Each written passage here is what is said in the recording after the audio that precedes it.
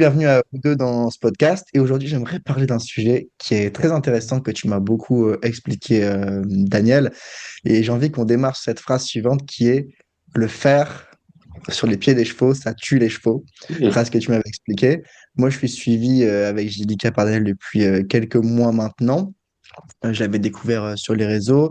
J'avais invité dans mon académie pour faire un petit live ensemble.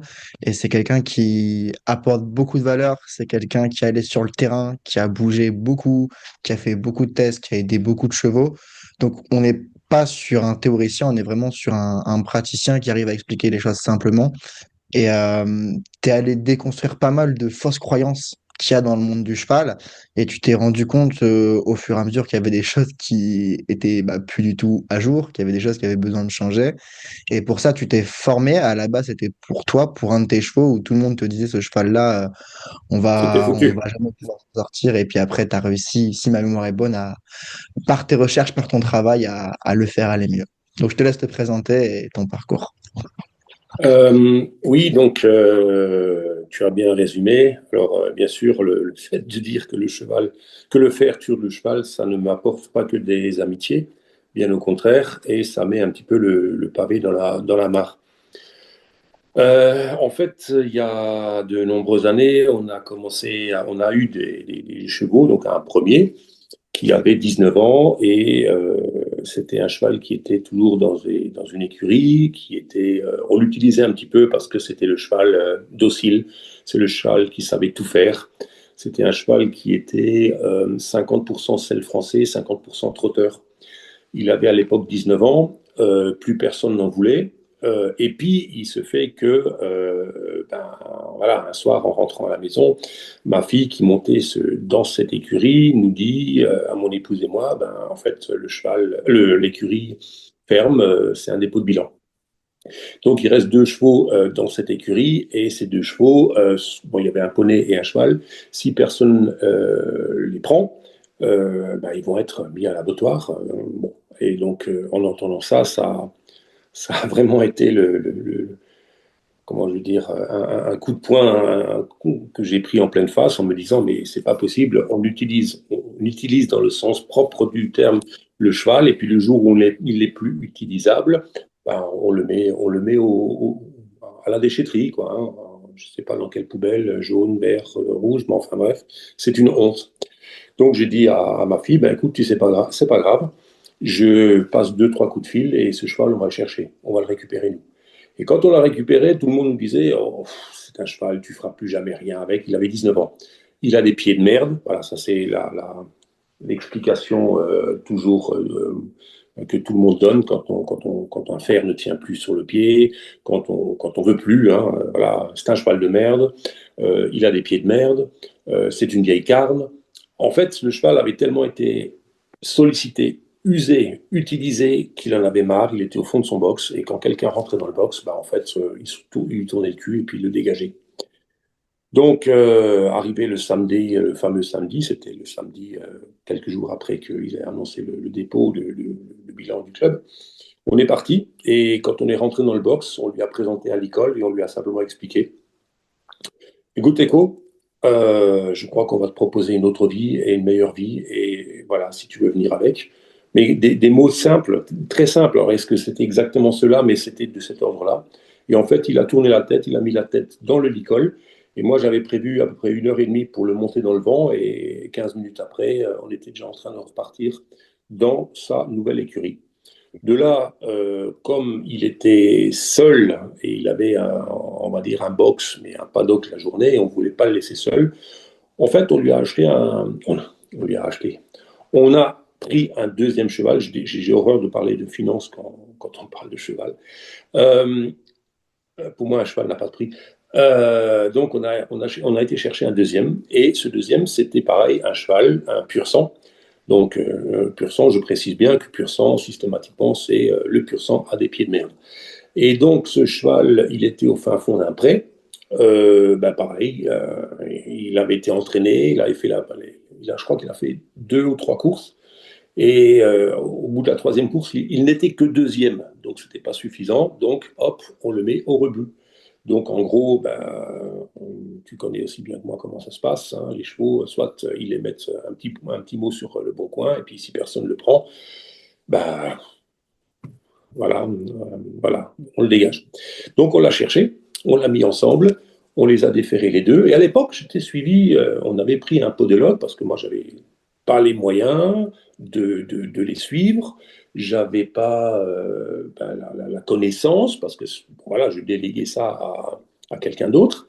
On avait pris un podologue, et c'est là que j'ai commencé à apprendre ce nom, quoique j'avais déjà appris par différentes émissions qui étaient passées à l'époque, il y a fort longtemps, sur TF1, sur Europe 1, pardon, à propos d'un monsieur qui est fort connu dans le monde du pied nu, qui avait parlé de cette ineptie de mettre des fers. Ça m'avait fortement intéressé parce que moi j'ai toujours été dans des mouvements très naturels, mais bon voilà, naturel ne veut pas dire faire n'importe quoi. Et ce cheval, on l'a mis avec Echo, hein, c'était Nuage. Voilà. On l'a baptisé Nuage parce qu'il avait un nom complètement moche, affreux, un nom anglais, enfin bref. Donc c'était notre petit Nuage. On l'a déféré et ça marchait très très bien. Des pieds nus, ça marchait très bien. Sauf qu'un jour, Nuage a été empoisonné. Alors, on ne sait pas par qui, quand, comment. On pense que c'était un grand gourmand, comme souvent les pur sang quand ils sortent de réhabilitation. Enfin, quand ils sont en réhabilitation et quand ils sortent des courses, en général, ils sont assez affamés. Et donc, Nuage a été empoisonné. Donc, il a eu une entérite très sévère. On l'a mis en clinique. Et en clinique, à l'époque, ils avaient utilisé un médicament qui est aujourd'hui interdit, qui vient de Suisse. Et ce médicament, ça a permis de remettre en route les intestins, sauf que ça a créé une fourbure. Alors, le mot était lâché, fourbure, catastrophe, cheval fourbu, cheval foutu, blablabla, enfin, tout ce qu'on a entendu. Donc, on avait le podologue qui, à l'époque, nous a carrément lâché en disant, parce que moi, j'ai commencé à poser des questions. Je me suis dit, mais parce que la seule solution qu'il me disait, lui, il avait dit, oulala, il est fourbu, j'ai vu les radios, de toute façon, la seule chose, là, au mieux, tu auras un bon cheval de pré. Et moi, j'ai dit, je n'accepte pas ce verdict, ce diagnostic, c'est juste pas possible. En plus, ce monsieur avait sa femme qui était enceinte, et je lui dis, mais si un jour ton enfant a une maladie, donc tu vas simplement dire, si on te dit, bah là, ce maladie, c'est tel verdict, tu vas simplement dire, bah c'est comme ça, et puis on laisse comme ça. Je n'accepte pas. Moi, je veux me battre pour lui, je veux savoir comment ça se passe, ce qu'on peut faire. Et donc j'avais d'un côté le podologue qui nous a lâchés en disant, quand j'ai posé à un moment donné des questions trop pressantes, trop importantes, qui m'a dit, en fait, t'as rien compris à l'histoire, j'ai perdu mon temps avec toi, et puis il nous a lâchés. Bon. Et puis le vétérinaire qui nous a dit, bah, on a déjà récupéré des chevaux, mais bref. Et puis à côté de ça, le maréchal qui nous disait, de toute façon, il suffit de mettre un fer. Alors je dis, ok, d'accord. Bon, tu mets un fer, mais quelles seront les conséquences? Et bien évidemment, tu vas me dire que ce cheval va recommencer à courir, va recommencer à avoir une vie normale. Et là, il me dit, euh, tu sais, là, on est au mois de septembre, on est au mois d'octobre. Noël, c'est le 25 décembre. Hein, autrement dit, les miracles, c'est à Lourdes et puis pas autre part. Et là, j'ai commencé à compulser des pages et des pages et des pages. Et j'ai regardé tout ce qui était. Bon, j'ai la chance de parler trois langues. Donc, je regardais tout ce qui se passait en anglais, surtout, bien évidemment, parce qu'ils sont très largement en avance par rapport à nous. J'ai regardé ce qui se passait aussi un petit peu en allemand. Et puis en français, bon. Alors, en français, il y avait une chose qui était intéressante, c'était même pas français, c'était belge. Je suis tombé sur un article écrit par un élève vétérinaire à l'école de Liège, à l'université de Liège. Et il avait fait une étude, et notamment, il mettait en parallèle les chevaux sauvages et les chevaux domestiques. Et donc, il faisait un petit peu l'étude, un petit peu des études que Bowker avait fait quelques années avant, hein. Et à ce moment-là, à la fin de ce compte-rendu de son étude, il avait mis, je me rappelle très bien, 13 cas de fourbure qui ont été réhabilités. Et chaque fois, il était marqué réhabilité selon la méthode Pete Ramey. Et bon, c'est quelqu'un que je ne connaissais pas, et donc j'ai été sur Internet, et Pete Ramey fait partie du PHCP. Alors PHCP, à l'époque, ça s'appelle Pacific Hoof Care Practitioner. Pacifique parce qu'ils sont basés en Californie. Maintenant, c'est devenu Progressive Hoof Care Practitioner parce qu'en fait, ils ont carrément splitté sur toute la terre entière. Il y a des gens qui viennent. Il y a un gars, un mentor, qui est en Italie, il y en a un en Écosse, il y en a en Nouvelle-Zélande, il y en a en Australie, aux États-Unis, il y en a à travers toutes les États-Unis. Et lui, il avait écrit un livre qui s'appelle, c'est un livre jaune très épais, c'est la Bible en fait. On ne le trouve plus d'ailleurs, on le trouve sur Amazon, mais je crois que c'est 250 ou 300 euros le livre. Enfin, voilà, moi j'ai eu encore les derniers livres en anglais. Euh, et c'était une mine, enfin c'est une mine d'or. Et cette mine d'or a été faite dans les années 80 parce qu'en fait les mouvements de podologie ont démarré dans les années 80 où plusieurs maréchaux, parce qu'il faut bien savoir que hormis Pierre Henouf en France, dans les Pyrénées, hormis Strasser, qui est une vétérinaire en Allemagne, tous les autres mouvements de pieds nus étaient des maréchaux qui, à un moment donné, se sont posés des questions. Et donc, Pete Ramey avait interrogé avec la Quarterhorse Association aux États-Unis et l'association des maréchaux américains.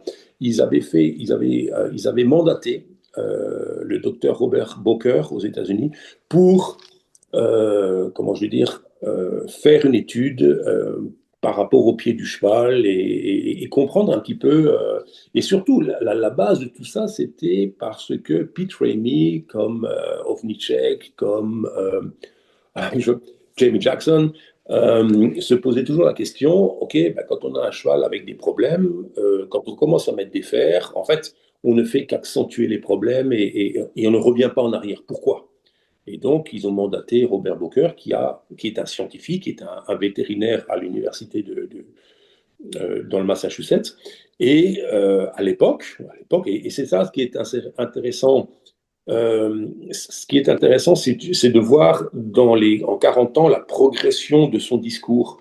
Et donc, au départ, ce qu'il faisait, ben, lui, il allait sur le terrain, parce qu'un scientifique, c'est comme ça que ça marche, hein, il va sur le terrain, il regarde, et puis il voit des chevaux sauvages. Alors, bien évidemment, le mythe du cheval sauvage, il y a toujours des gens qui vont dire oui, mais non, mais il faut laisser tomber le cheval sauvage, blablabla. Bon, ok, d'accord. Bon, ben, lui, ce qu'il a fait, il a fait quelque chose qui est scientifique. Il a observé qu'est-ce qui se passe dans la nature, qu'est-ce qui se passe dans nos écuries.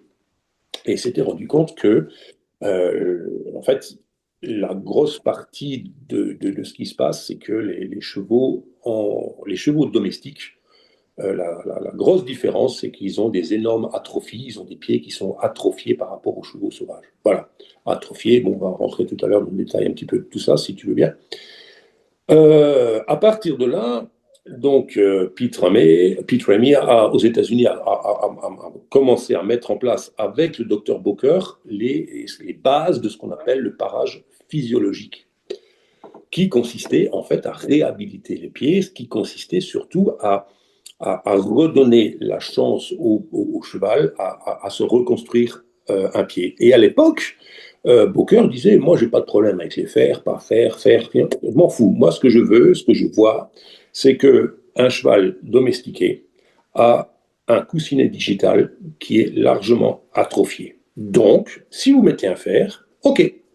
Mais il faudrait à ce moment-là enlever le fer tous les 8 jours, tailler le pied de sorte que la fourchette puisse continuellement toucher le sol, parce que le plus important, hein, en France, on dit toujours pas de pied, pas de cheval.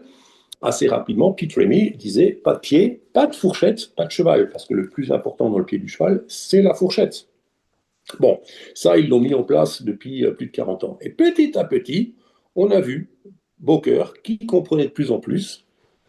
Et puis bon, maintenant, aujourd'hui, Boker, je sais pas, il a 78, 80 ans. Il a une écurie, il a une quinzaine de chevaux. Et puis, ben, en fait, il mène ses expériences de bisu, puisque il a fait un Paddock Paradise en travaillant avec Jamie Jackson, et il a des chevaux qui sont parés tous les 8 jours. Voilà. Bon, donc il a fait tous ces études, tous ces travaux. Il y a un autre vétérinaire que j'aime beaucoup qui s'appelle le docteur Kellon. C'est une femme qui travaille aux États-Unis aussi, qui a fait des études et des recherches magnifiques. Et donc, c'est des gens que j'ai suivis. Et en fait, la première des choses que j'ai faites quand mon cheval était fourbu et il était couché dans son box, mais j'ai contacté le PHCP. Voilà. Et je me rappelle très bien que voilà, j'ai rencontré, enfin, téléphoniquement. À l'époque, il n'y avait pas de Zoom. À l'époque, ça, il fallait se démerder avec des messages. On envoyait des photos et tout ça. Et la première des choses que le gars, un des mentors là-bas me dit, c'est mais descends ces putains de talons. Ça, je me rappelle toujours encore toute ma vie. Descends ces putains de talons. Oui, mais moi, voilà, j'avais ma rap, et puis j'étais dans une écurie, et puis voilà, tu sais très bien comment c'est dans une écurie. Tu commences à prendre, à regarder le pied du cheval. Tous les 8 jours, moi, je prenais ma petite râpe, je râpais un petit peu, et puis les gens se regardent, passaient à côté de moi, ils se foutaient de ma gueule, mais littéralement, dont le propriétaire de l'écurie qui me disait ah ouais, vas-y, continue, dans 8 jours, peut-être que tu attaqueras l'os. Et donc, voilà, et puis ça a duré 3 mois. Il faut dire que c'était d'une extrême, c'était une extrême intensité. C'était des jours et des nuits. J'étais en train de me renseigner, de regarder, d'étudier, de compulser. Je fais revenir le livre. Je crois que le livre, je le connais quasiment par cœur. Et il se fait que, voilà, 3 mois après, le vétérinaire voulait absolument ça me fait penser parce que c'était à l'époque, il faisait aussi très très froid là. Chez nous, en Alsace, là, il fait -15. Et puis, ouais, enfin maintenant ça va mieux, ça. C'est remonté, mais cette nuit, il a fait -15. Et donc ce jour-là, comment je vais dire, le vétérinaire arrive et c'était fin décembre, fin décembre. Voilà. Et comme par hasard, dans l'écurie, il y avait plein de monde. Et en fait, le vétérinaire, il était venu pour refaire une radio. C'était 3, 4 mois après la première radio où il avait bascule de phalange, enfin, toute cette histoire-là. Et à ce moment-là, il met le pied sur le sabot. Et nous, on était, il y avait mon épouse, il y avait ma fille, et puis il y avait moi, et il faisait froid. Et il y avait au moins une vingtaine de personnes qui étaient autour de nous. Et on se disait, mais qu'est-ce qu'ils font là? Je veux dire, avec un froid pareil, en général, il n'y a personne. Et comme par hasard, là, il a. Et donc, le vétérinaire, il met le pied sur le sabot. Et il fait la radio. Et en temps réel, il vient sur son écran, il y a comment je veux dire, le pied, enfin, la radio qui apparaît. Et là, il fait un arrêt. Et puis, il dit, ah, belle évolution. Et là, il y a eu un silence dans l'écurie, mais un silence de mort. On aurait pu entendre les mouches, enfin, moins 20, il n'y avait pas de mouches, mais les mouches volaient. Et nous, on était, enfin, nous trois, on était ravis, un sourire jusque derrière les oreilles. Bon, mais c'était pas gagné, voilà. C'était un bon début. Et en fait, 3 mois après, je suis parti aux États-Unis parce que j'ai dit, ben, moi, je veux absolument voir comment ça se passe là-bas. Et je veux absolument, pour mon cheval, savoir exactement ce que je peux faire, jusqu'où je peux aller. Et donc, je suis parti aux États-Unis pendant plusieurs semaines. Et là-bas, en fait, je me suis fait un programme de formation. C'est-à-dire que j'ai contacté plusieurs mentors et je passais chaque fois 2 jours avec chacun. Et puis, entre-temps, c'est ça qui est très intéressant aussi, c'est que il y a un des mentors qui dit, mais si ça t'intéresse, si tu es toujours encore aux États-Unis, à Las Vegas, il y a 3 jours de dissection de pied. Pas de problème, je contacte la personne, je me réserve mon hôtel, voilà, le matin je pars, une petite anecdote aussi, je pars, je roule, je passe la vallée de la mort, j'arrive à Las Vegas, et puis durant la traversée vers Las Vegas, je tombe nez à nez avec un âne mort. Et quand j'étais parti, avant de partir, j'avais rencontré un gars qui est devenu un ami entre-temps à Munich, qui était aussi formé par Pete Ramey, qui m'avait aussi donné des contacts et des conseils.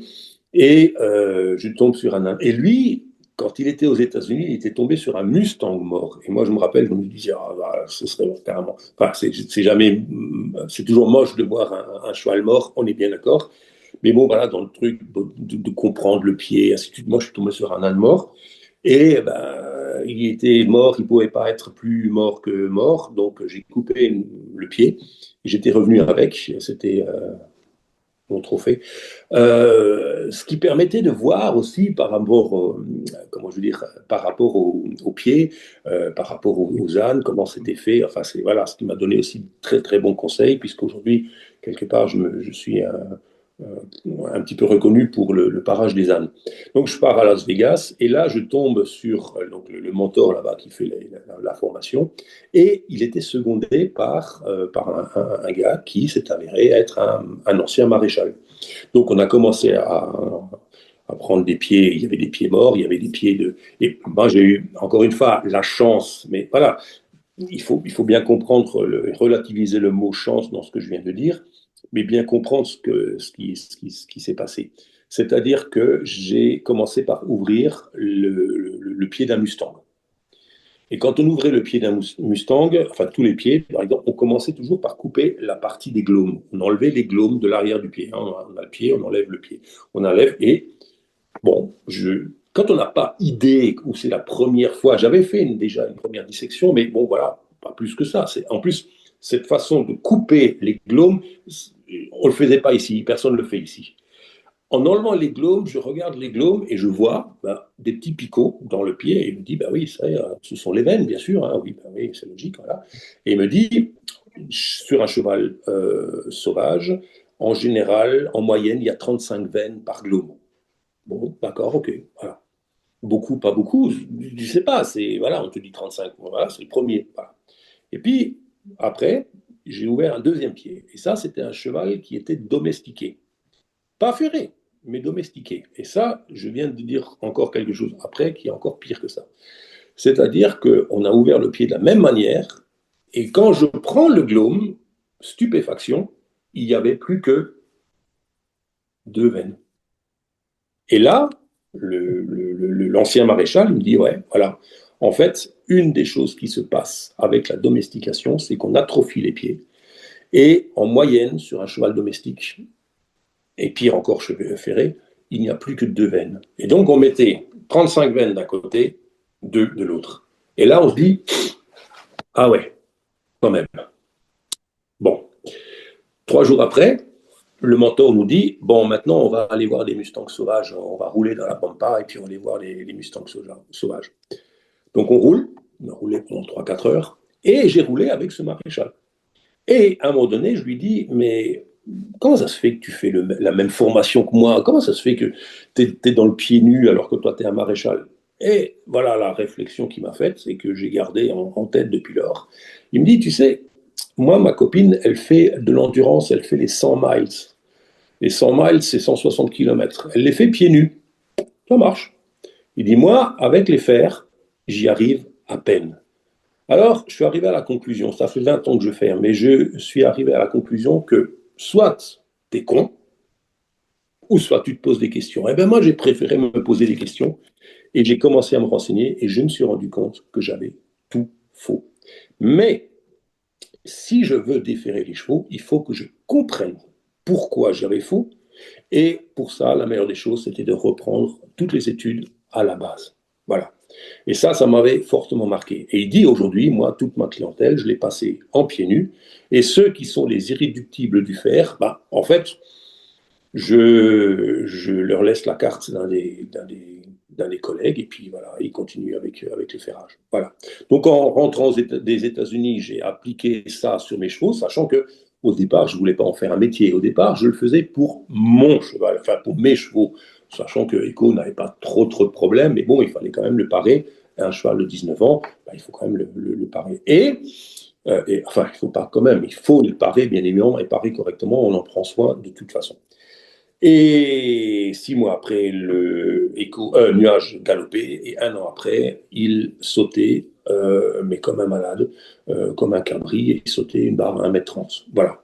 Et donc, à l'époque, on était suivi par une ostéopathe qui, entre-temps, a eu un accident qui a dû arrêter, mais qui à parler de moi. Et puis j'ai eu un coup de fil, deux coups de fil, trois coups de fil, 50 coups de fil, et puis c'est parti, et puis ça a commencé à partir. Mais moi, en parallèle, j'ai continué bien évidemment à faire la formation Boker et Kellon, parce que ben, c'est très très intéressant. Et puis ça permet toujours de se garder à la page.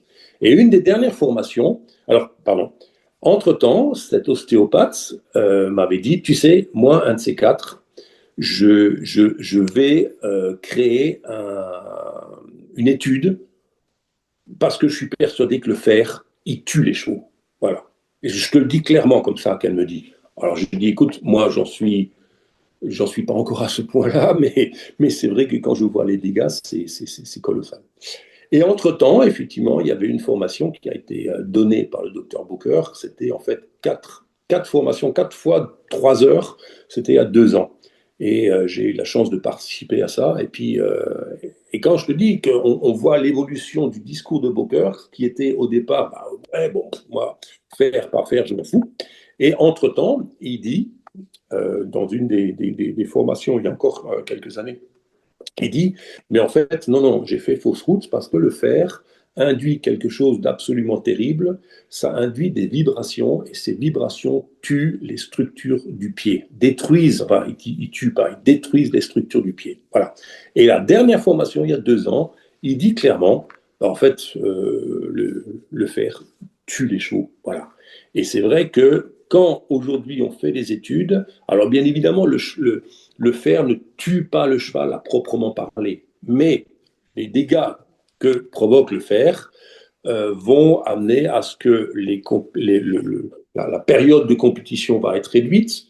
Je prends un exemple très simple. Aujourd'hui, on parle beaucoup d'IA, hein, intelligence artificielle. Alors, on parle de Grok, on parle de... Enfin, peu importe, voilà. Donc, je posais la question à Grok, peux-tu me parler du syndrome naviculaire? Alors, donc, de manière générale. Donc, il dit, ben là, le syndrome naviculaire, il explique un petit peu les raisons, les causes, les conséquences et tout ça. Voilà. Et puis, les conclusions, c'était que ben, il fallait mettre un fer orthopédique. Orthopédique, c'est ni plus un fer avec une petite talonnette pour réduire la tension sur le tendon, blablabla. Voilà, ok, d'accord. Voilà, et très très difficile à réhabiliter. Bon, ben, maintenant, Monsieur Grock, je voudrais avoir une étude, des études sourcées, au moins 15 études sourcées, au moins 15, hein, avec, donc, en parlant du cheval naviculaire, du pied avec un syndrome naviculaire, mais vu sous l'angle du pied nu.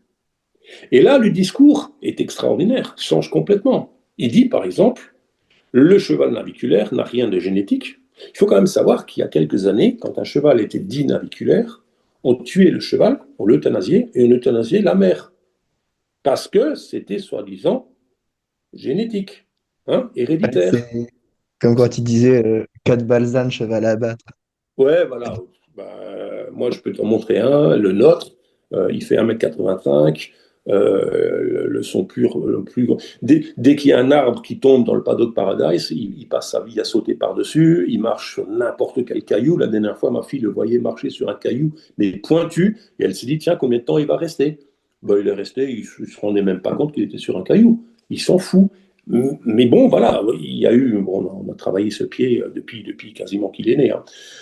Bref, qu'est-ce que je disais? Oui, donc le pied, c'était donc le Grock dit voilà, le naviculaire n'a rien d'héréditaire, c'est un problème créé par l'homme, et que dans le pied nu, plus de 80% sont réhabilités. Mais c'est un discours, mais à 180 degrés de, de l'autre question. Et tout ça, bien évidemment, sourcé. Alors, bien évidemment, quand moi j'ai commencé à faire ce travail, assez rapidement, je me suis mis quelques vétérinaires à dos. Ben oui, parce que quand je disais non, ça va pas mettre un putain de fer à un cheval qui a une tendinite, c'est une catastrophe. Bien évidemment, je m'attirais les foudres. Je m'attirais les foudres de toute façon des maréchaux, ça c'est clair, des vétérinaires, certains vétérinaires, mais aussi de propriétaires. Pourquoi?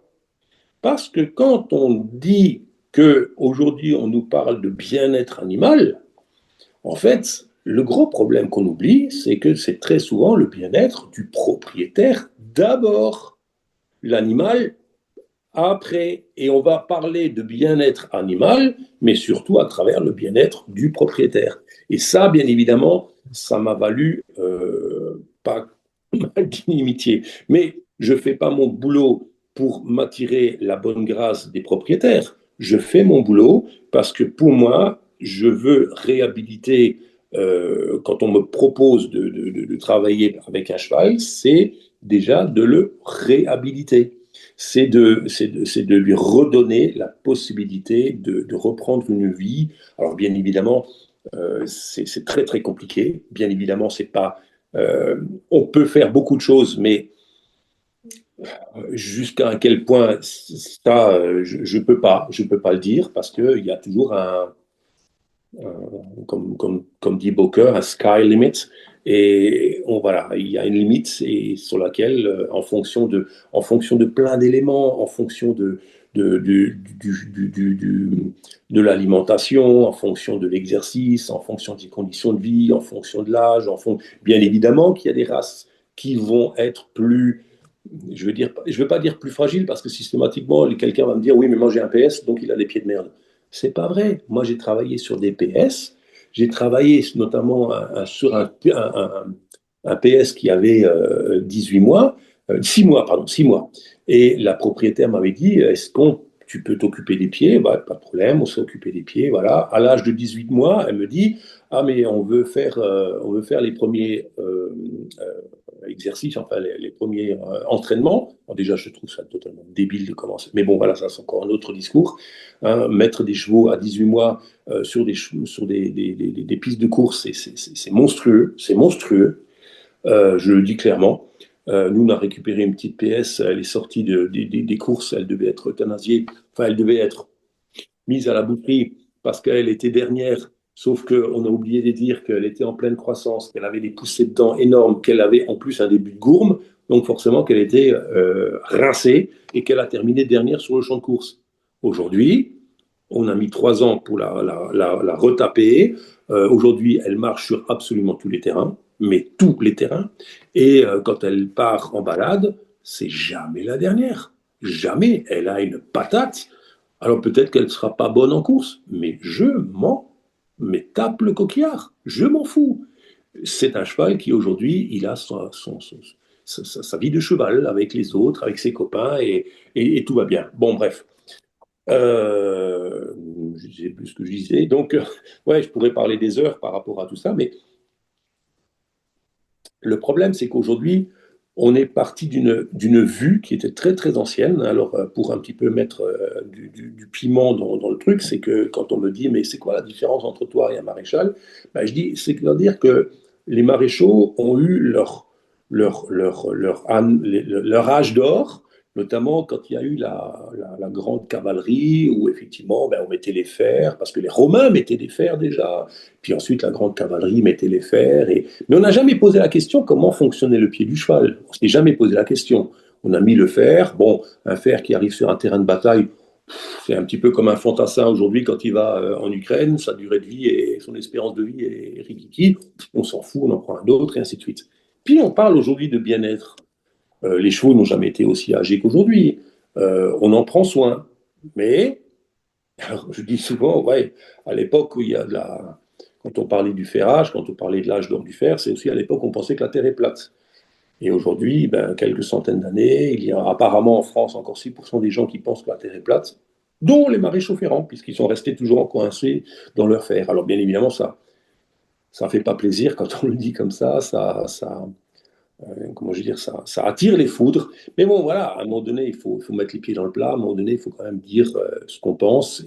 Mais pas dire ce qu'on pense simplement. Moi, j'aime bien montrer ce que je fais, montrer ce que je dis, faire ce que je dis et surtout dire ce que je fais parce que tout ça, c'est documenté. Et puis derrière, moi, j'ai des chevaux. Par exemple, le nuage. Nuage, à l'époque, Pete Remy avait dit un cheval avec des pieds comme ça, parce que quand à un moment donné, ça se dégradait, parce qu'il voilà, il faut expliquer quand même que dans les fourbures, il y a différents stades de fourbure, et puis il y a différentes sortes de fourbure, et la pire, c'est la fourbure médicamenteuse, donc c'est ce que avait Nuage. Et Pete Remy m'avait dit à l'époque, moi, j'ai au maximum, avec les chevaux comme ça, j'ai réussi à garder le cheval 60 mois. Alors, nous, on a une petite victoire, hein, parce que Nuage, on aimerait bien qu'il soit toujours encore avec nous. Nous, on l'a gardé à peu près 90 mois. Donc, à l'époque, Pete Remy m'avait dit, eh ben, maintenant, je peux dormir, enfin, je peux mourir tranquille. Voilà, c'était quelque part un petit peu comment je veux dire, un petit point d'orgue. Et puis voilà, ça fait entre guillemets plaisir d'entendre ça parce que ben là, on a mis en place un certain nombre de choses et on a gardé ce bonhomme. Bon, après, voilà, malheureusement, il est mort. Et bon, Echo aussi, il est mort. Echo, il avait 30 ans. Mais Mm. c'est intéressant dans la mesure où, par exemple, moi, je suis des chevaux qui sont naviculaires. Alors, la première année, quand le cheval est dit naviculaire, bon, donc on défère le cheval, on commence à travailler, et puis il y a toujours les bons amis qui disent ouais, ouais, mais attends. Tu commences à travailler sur un cheval naviculaire, mais ton cheval, dans un an, c'est foutu. Hein. Et il ne faudra pas venir te plaindre, parce que ton cheval, ça sera des fers, des plaques, et ainsi de suite. Bon, un an après, quand le cheval, il est quand même sorti en 2 étoiles, en 3 étoiles, les mêmes très très bien intentionnés te disent ouais, mais attends, c'est de la chance. C'est de la chance, mais tu vois, ça ne durera pas 2 ans. Hein. Dans 2 ans, c'est fini. Hein. Les pieds, c'est foutu. Hein. Bon. Et puis au bout de 3 ans, ils vont te dire, ouais, mais ouais, voilà. Bon, mais ça ne durera pas 4 ans. D'accord. Voilà. Et puis 10 ans après, ben, à un moment donné, le cheval qui avait 17 ans, puis finalement il a 27 ans, et puis il meurt, à la limite, tu vas dire, ah ben oui, mais c'est parce qu'il n'avait pas de faire, c'est ça. Donc, ouais, c'est une remise en question qui est très, très difficile à faire pour certains. Et puis, il y a un autre phénomène, et là, je vais mettre les pieds dans le plat aussi, mais bon, voilà, c'est comme ça. C'est-à-dire que il y a aujourd'hui des formations en podologie, et ces formations sont issues de gens qui ont fait une capacité de maréchalerie et qui ont toujours un biais et ce biais sera toujours de garder les chevaux, notamment sur la paroi, alors que moi, quand je forme quelqu'un, hein, parce qu'on a lancé une petite académie de formation, quand je forme quelqu'un, je lui dis, voilà, si moi je te dis que le cheval doit porter sur la sole et pas sur la paroi, c'est pas moi, Daniel Oberfeld, qui le dit. C'est Daniel Oberfeld qui l'a expérimenté, et n'importe qui peut venir chez moi, mes chevaux, du poney, on a récupéré un poney dans un état mais Fourbu, SME et tout ça, qui aujourd'hui, enfin, il nous fait la misère parce qu'il se barre tout le temps et puis il marche sur tous les terrains, il galope sur tous les terrains. Bon, entre les PS qui avaient soi-disant des pieds de merde, comment dire, les selles français qu'on a, et puis l'Islandais, et puis Charlie, notre âne, il n'y en a pas un qui a un cheval, le pied qui marche sur la paroi. Et quand j'étais en formation et quand je me posais des questions, des fois quand je lisais ce que certains disaient ou faisaient, je disais tiens, je vais essayer, je vais essayer de laisser le cheval, la paroi pousser, je vais voir comment ça se passe. Et en fait, c'était largement pire que si j'enlevais la paroi. Donc, à un moment donné, faut pas être faut pas être plus stupide que stupide. À un moment donné, il faut se poser des questions. Alors, bien évidemment, la question, bien évidemment, que beaucoup de personnes vont venir dire, c'est oui, mais moi, mon cheval ne peut pas être pieds nus. Bon, ça, c'est systématiquement. Voilà. Mais bon, on me le fait aussi, bien évidemment. Et puis, quand on commence à travailler ensemble, alors je dis toujours, attention, tous les chevaux devraient être pieds nus. Enfin, déjà, ils devraient même en aucun cas être déjà mal parés ou ferrés, mais bon, voilà, ça c'est encore un des autres aspects. Mais tous les chevaux ne pourront pas être sans protection. Et ça, c'est une énorme nuance. Je n'ai jamais dit qu'un cheval, qu'il fallait le martyriser, le laisser pieds nus sur les cailloux. Non, nous, chez nous, dans notre écurie, on a je ne sais pas combien de chaussures, et on a expérimenté des chaussures, et puis on testait, on regardait celle-là, on mettait des pads, celle-là, le cheval, il les perd, pourquoi, comment, voilà, on prend l'autre partie, et ainsi de suite. Voilà. Et donc, effectivement, j'ai souvent coutume de dire, oui, oui, enfin, c'est pas moi qui l'ai dit, finalement, il faut remettre à César ce qui appartient à César. Hein. C'est Beaucœur qui, effectivement, à la dernière formation, ça m'a vraiment choqué quand il dit, mais maintenant je vous le dis, de toute façon, il dit très simplement, moi, à mon âge, en gros, on va pas me faire un deuxième. Moi, aujourd'hui, je suis à la retraite, je peux dire ce que je pense et les faire tuer les chevaux. Voilà. Voilà en gros un petit peu l'histoire et l'historique et à la raison pour laquelle je suis arrivé à cette conclusion. Est-ce que c'est le fait que les chevaux ne peuvent pas être sans protection? Est-ce que c'est lié à la race du cheval, à la sensibilité? Ou est-ce que, par exemple, un cheval qu'on prend très tôt, des jeunes, on le part correctement, etc., est-ce que lui, du coup, s'il est pris en charge tôt, il pourra être pieds nus et sans protection? Ou il y a vraiment un aspect aléatoire? Non. Alors, bon, faut toujours nuancer dans ce qu'on avance. Je voulais terminer avec l'histoire du PS que j'ai commencé à 6 mois, à 6 mois, oui, à 18 mois, ils font les premiers entraînements, et là, la personne me dit, il faut absolument le ferrer parce que le sable use les pieds. Et je lui dis, mais pourquoi le ferrer? Oui, parce qu'il y a une usure. Bon, mais est-ce qu'ils ont déjà essayé sans faire? Non, mais parce que ça use. Bon. On tourne toujours autour du pot. Et alors, en fait, finalement, je lui dis, tu sais quoi? Moi, ce que je te propose, tu commences les entraînements, et si jamais tu vois que ça saigne, tu m'appelles, hein? Alors, bien évidemment, c'est peut-être stupide. Bon, bref, je dis, mais j'en avais marre d'entendre toujours ce truc, il faut. Parce qu'on a toujours fait.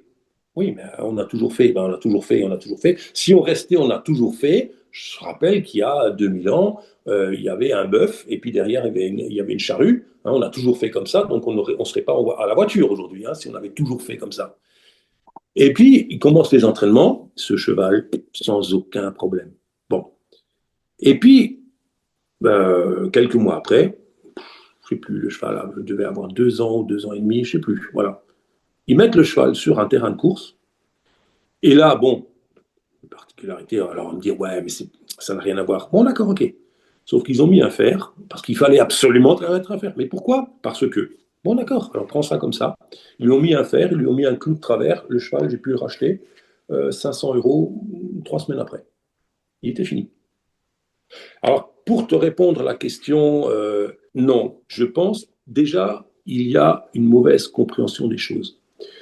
C'est-à-dire que si, déjà, la majorité des propriétaires ou des éleveurs, les chevaux, ils les mettent avec la maman, ils les laissent dans un pré, et puis, vers 1 an et demi, 2 ans, 2 ans et demi, 3 ans, ces chevaux n'ont jamais vu de maréchal. Ou quand ils ont vu le maréchal, ou souvent c'est l'éleveur qui prend un coup de râpe et puis il dit oh là là, le sabot a éclaté, donc j'enlève un petit peu ce qui a éclaté. Mais il n'y a pas eu de parage physiologique en tant que tel. Ça n'existe pas, ça n'a pas été fait. Bon. Donc déjà, quand on prend un cheval dès le plus jeune âge, moi j'ai eu l'occasion de travailler avec une personne en Belgique qui importait des Lusitaniens. Et elle importait notamment des juments et elle les faisait reproduire. Et quand un poulain arrivait au monde, à partir de 3 mois, on faisait les parages. À 3 mois. Ces chevaux-là, des Lusitaniens, donc talons hauts, blablabla, blablabla, pas du tout.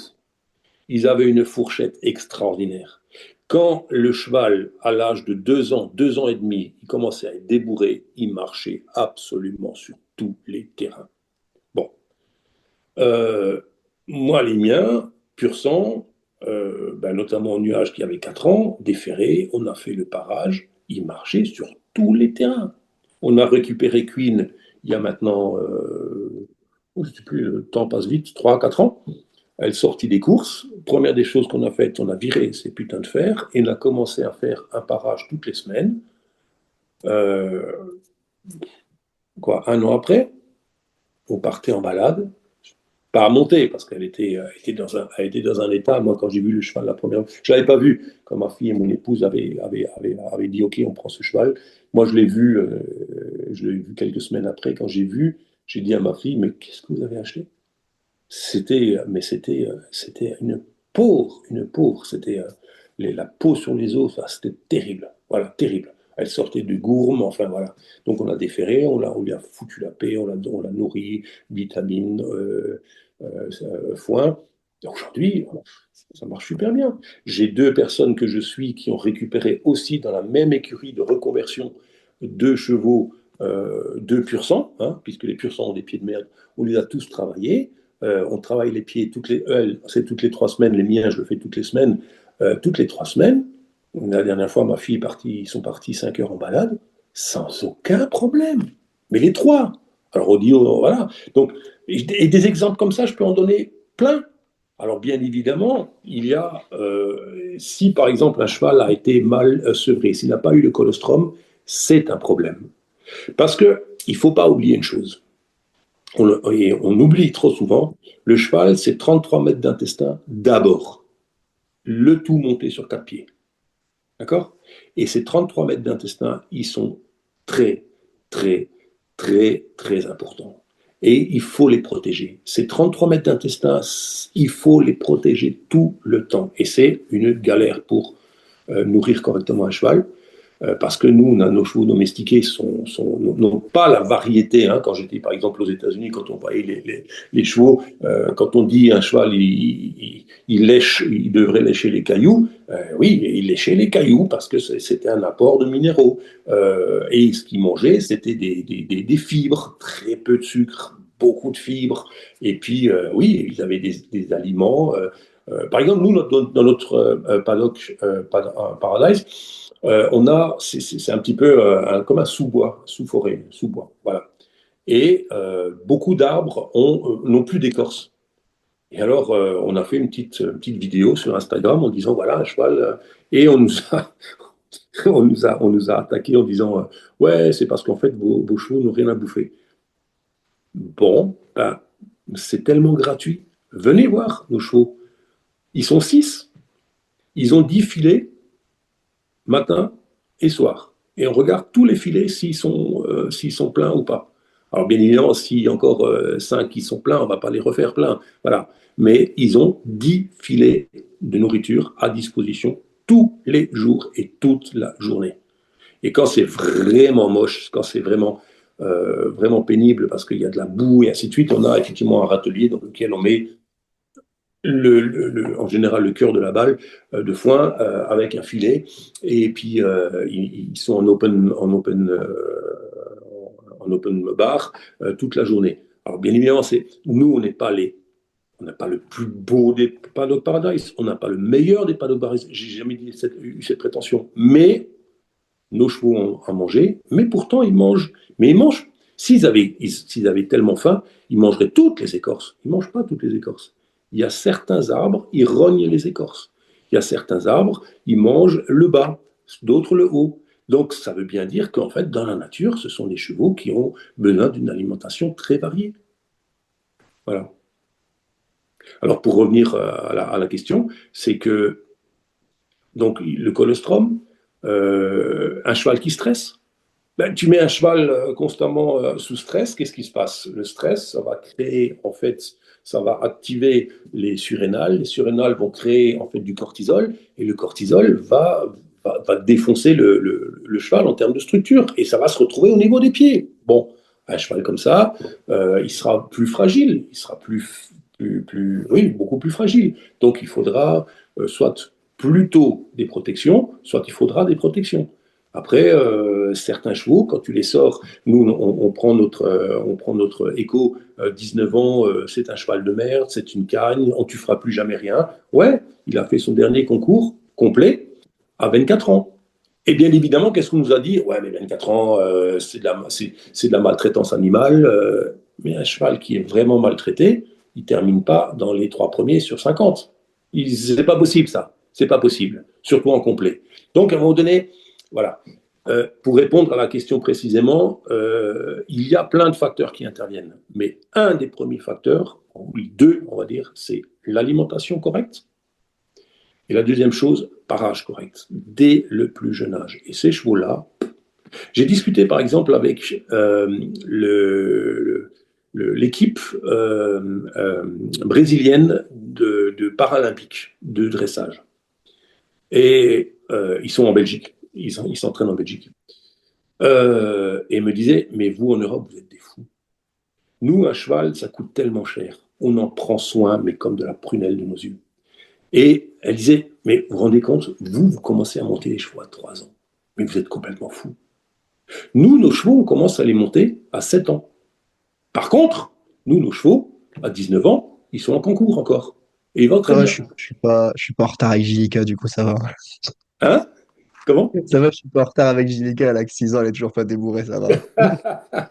Mais après, voilà, c'est toujours pareil. Notre Séraphin, je veux dire, il fait 1,85 m au garrot, mais il a fait des poussées de croissance, mais c'était incroyable. T'arrivais un matin, il avait le cul qui était au-dessus des oreilles, enfin voilà, il était complètement déglingué. Mais qu'est-ce que tu vas monter un cheval pareil? C'est pas possible, on n'a pas le droit, c'est honteux. Et après, on va m'expliquer que c'est du bien-être animal. Voilà, mon cul sur la commode, quoi. Hein. À un moment donné, il faut arrêter. C'est terrifiant. Et donc, elle me disait que eux, alors, donc, l'équipe paralympique brésilienne, c'est quand même pas rien. C'est pas les premiers venus. Il n'y a pas un cheval qui a à faire. Pas un. Non, non, nous, nos chevaux, ils sont parés régulièrement, très régulièrement. À 7 ans, on les monte, à 19 ans, qui sont encore sur les terrains de concours. Ah oui. Et ces chevaux-là, et bien évidemment, sont pas au box, ou très très peu au box, ils vivent ensemble. Enfin, voilà, il y a tout un bien-être qui va autour, un vrai bien-être qui va autour de ce cheval. Voilà. Moi, aujourd'hui, quand j'entends les personnes qui me disent, il n'y a pas longtemps, il y a une personne qui dit, ah oui, mon cheval, non, il sort, hein, il sort. Ah bon, oui. Oui, il sort quand même 1 heure par jour. Et là, je lui dis, ah bon, quand même? Et elle me répond, ah parce que tu trouves que c'est trop?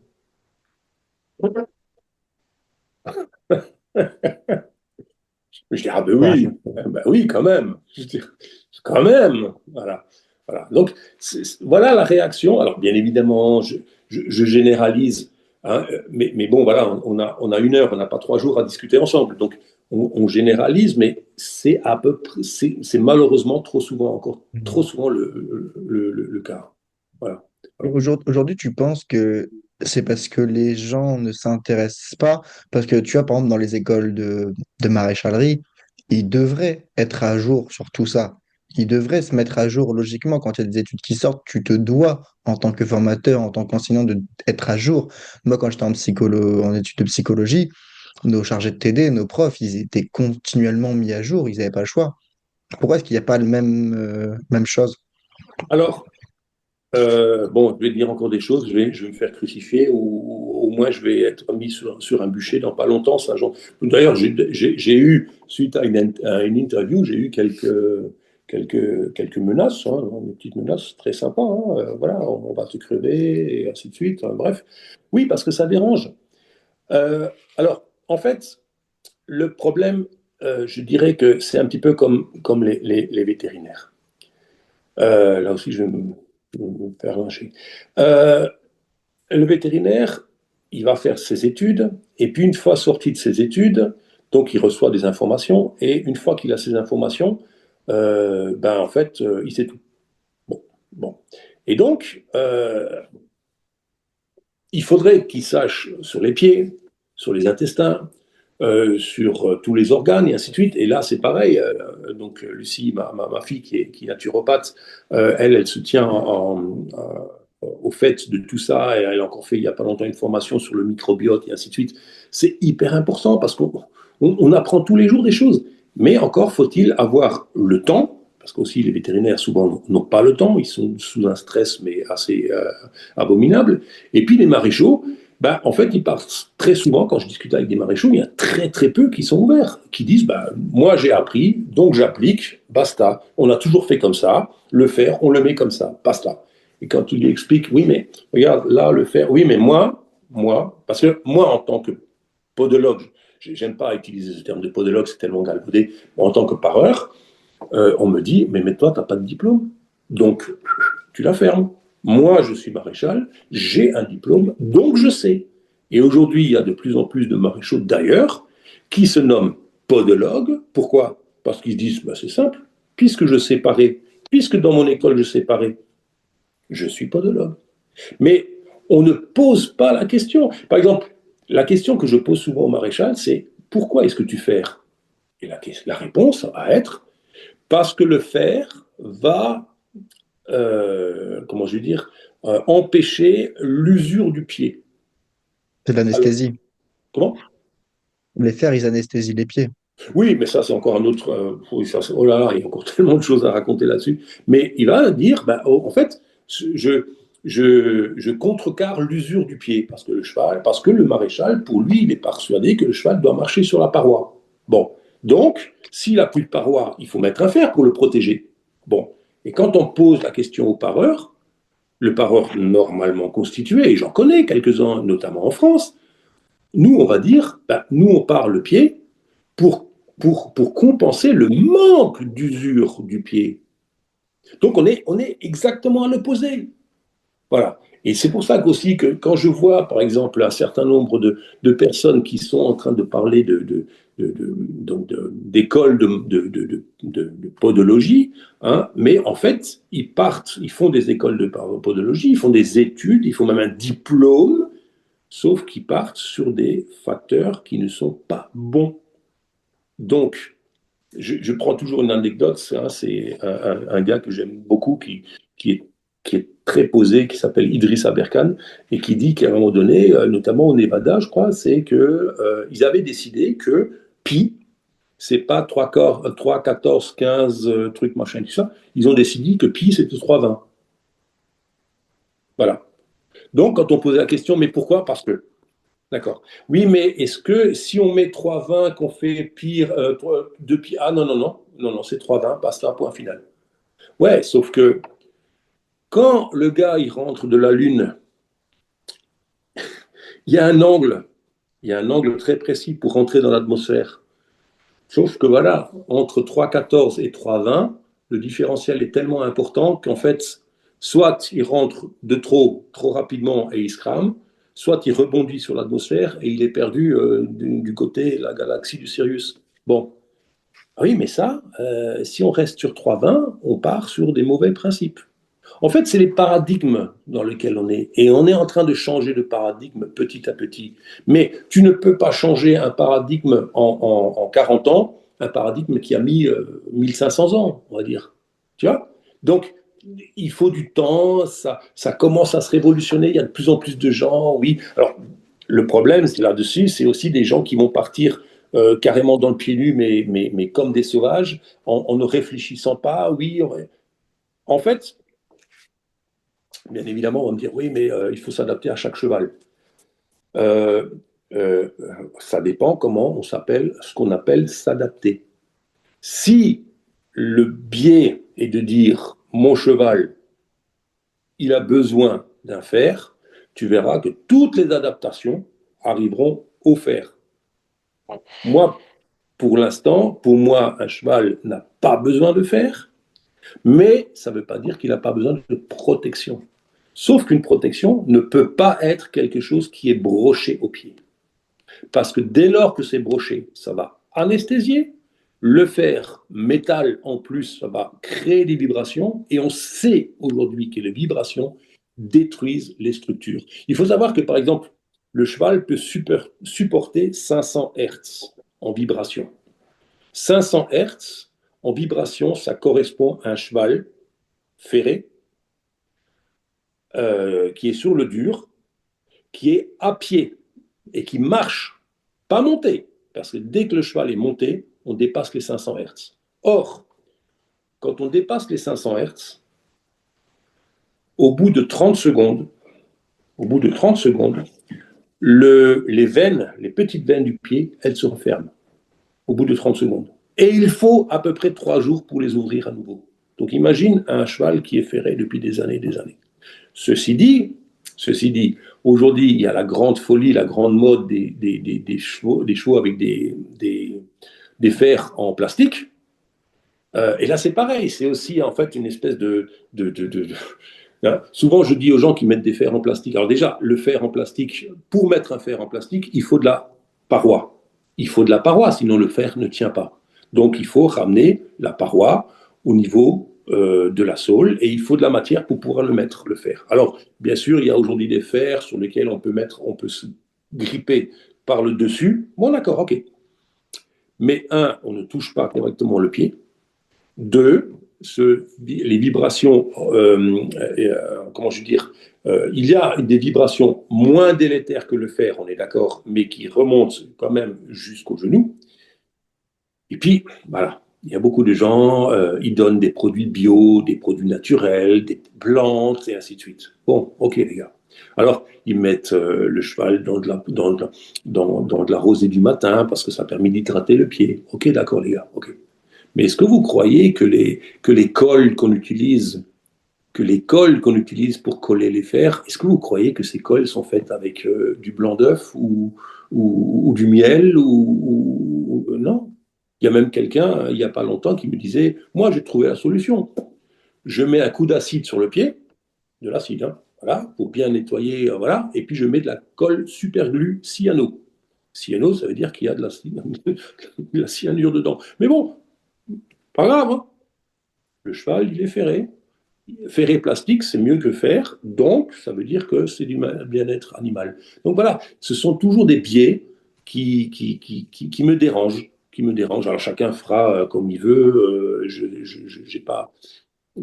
rien à dire à ce niveau-là, mais moi, quand on me pose la question, je réponds très frontalement, et après, ça plaît ou ça plaît pas, et mon Dieu. Si justement il y a des gens qui regardent ce podcast et qui ont envie d'aller plus loin, de connaître plus, de se renseigner par eux-mêmes, mais d'aller chercher justement les bonnes infos, parce que s'ils vont chercher par eux-mêmes, ils risquent de tomber encore dans des idées totalement à l'opposé de ce qu'on a dit ici et ils vont être encore plus perdus qu'au début. Par rapport à ce que toi, tu as présenté, la vision et tout, si les gens veulent aller voir plus loin par eux-mêmes, par où est-ce qu'ils peuvent commencer? Alors, déjà, la première chose, moi, j'ai toujours eu deux philosophies, d'accord? Et je tiens à le dire parce que je n'ai pas la science infuse. La première chose, c'est que mon père, pourquoi est-ce que je fais du pied nu? Parce qu'on m'a toujours dit que c'était impossible. Hein, quand j'ai démarré il y a une dizaine d'années, on m'a dit c'est impossible.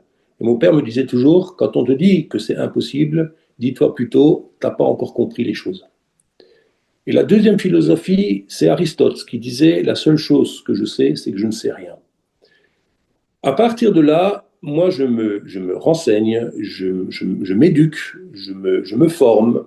Avec Lucie, on se partage beaucoup d'informations, on étudie, on regarde et on applique sur le terrain. Et à partir de là, nous, on a créé donc sur Instagram Equipedom. Et sur Equipedom, on donne des informations, beaucoup d'informations, on essaie d'être le plus précis. Sauf que, bon, bien évidemment, sur Instagram, on a 3 minutes. En 3 minutes, on ne va pas développer quelque chose. Et là, si les gens sont intéressés, on laisse porte ouverte. On a un site internet, enfin, on est en train de refondre le site internet. Et sinon, les gens nous contactent. Avec grand plaisir, on répond à leurs questions. Et puis, derrière, soit c'est un problème en interne, à ce moment-là, ben, on dirige la personne plutôt sur Lucie qui va donner des conseils, qui va leur proposer un suivi naturopathie, ou des gens qui veulent se former pour les pieds. Alors, je donne un exemple. J'ai aujourd'hui des gens qui m'ont contacté, notamment d'Israël. J'ai quelqu'un qui m'a contacté de Djerba, j'ai quelqu'un qui m'a contacté du Canada, et en France, bien sûr, plusieurs personnes aussi, notamment. Et notamment une personne qui me dit, voilà, mon cheval, il est suivi par voilà, un podologue, et tout ça, ok, bon, voilà, on commence à discuter, et puis je vois les pieds, je dis, mais votre cheval, il marche avec des pieds comme ça? Non. Bon, ok. Euh, et à ce moment-là, je dis, bon, moi, ce que je vous propose une formation qui est en fait un suivi sur un an. Et pendant un an, tous les 15 jours, on fait une vidéo. D'ailleurs, ce soir, j'en ai une, demain, j'en ai, après-demain, j'en ai. et on fait des vidéos, une demi-heure, une heure, et je vous explique, voilà, bon, il est photos, je les rectifie, on en parle, on discute, voilà. 1 mois et demi après, elle me dit, ah ben la podologue est passée, et elle me dit que c'est formidable parce que son cheval qui avait des évasements n'a plus d'évasement. Voilà. Moi, j'aime bien entendre ça, parce que ça, c'est du concret, c'est ce qu'on amène tous les jours. Voilà. Et ça, pour moi, c'est le plus important. Et justement, si les gens ils veulent te contacter, comment est-ce qu'ils peuvent faire? Je vais mettre des liens dans la description. Oui, alors il y a Équipé d'hommes, ou alors il y a mon numéro de téléphone. Je crois que tu l'as, mon numéro 1, il me semble. Ouais. Voilà. Voilà, ils peuvent me contacter par le téléphone. En général, ce que je fais, c'est que je fais une petite séance d'abord introductive où on discute un petit peu, et puis ensuite la personne, elle est. Moi, je ne cherche pas à convaincre qui que ce soit, hein, parce que comme disait un ami, il n'y a rien de pire que d'avoir un con vaincu. Moi, je lui explique un certain nombre de choses, et est-ce que ça fait sens? Est-ce que la personne, ça lui fait sens? Est-ce qu'elle dit, tiens, soit s'il est totalement idiot, celui-là, je vais l'oublier, bah, elle a le droit, hein, je veux dire, on est, voilà. Ou alors la personne dire, tiens, ouais, ça semble intéressant. Et à ce moment-là, ce que je fais une formation où, donc, comme je dis, tous les 15 jours, on se rencontre et j'envoie des fiches. Des fiches où ils ont toutes les sources, mais avoir les sources, c'est une chose. Moi, je parle du terrain. C'est-à-dire que moi, je suis aujourd'hui à peu près 500 chevaux, ouais, en grosso modo 500 chevaux que je suis en continu. Et on avance avec ces propriétaires-là. Alors au début, j'en avais, ouais, j'étais monté jusqu'à 600, 650 chevaux. Mais là-dedans, il y a des propriétaires, ils voyaient le pied nu, ils pensaient que ben, on a un cheval naviculaire en 4 ou 5 parages, plus de problème, le cheval n'est plus naviculaire. Ah non, les gars, c'est pas comme ça que ça marche. La santé, ça prend l'escalier, la maladie, ça prend l'ascenseur. Hein. Donc, il faut reconstruire le pied.